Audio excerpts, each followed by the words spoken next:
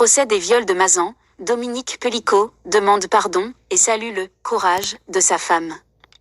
Dominique Pellicot a présenté ses « excuses » et a salué « le courage » de son ex-femme Gisèle Pellicot lors de sa dernière prise de parole avant le verdict du procès des viols de Mazan.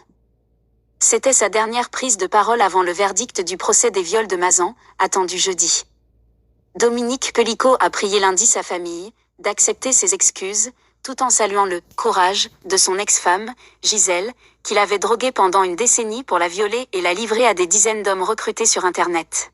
« Je regrette ce que j'ai fait, faire souffrir depuis 4 ans la date de la révélation des faits, en 2020, je leur demande pardon », a déclaré Dominique Pellicot, 72 ans. La vérité totale. Assis dans le box vitré où il comparait aux côtés des 17 autres accusés détenus, sur 51 au total, il a réaffirmé avoir dit « la vérité totale » depuis le début de ce procès commencé le 2 septembre à Avignon.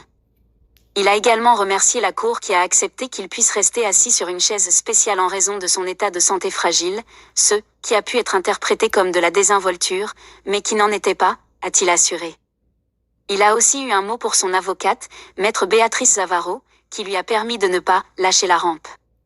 Dans le cas contraire, ça aurait été une preuve de lâcheté vis-à-vis des miens et une facilité pour les accusés de leur donner raison. Donc j'ai tenu. 20 ans de réclusion criminelle.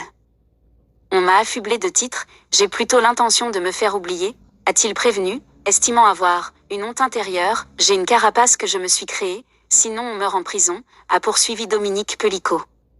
Il a expliqué que la privation de ne plus voir les siens est pire que la privation de liberté, je peux dire à toute ma famille que je les aime. Voilà, vous avez le reste de ma vie entre vos mains, a-t-il conclu en direction des 5 magistrats professionnels de la Cour. Le 25 novembre, le ministère public avait requis contre lui la peine maximale possible pour viols aggravés, soit 20 ans de réclusion criminelle.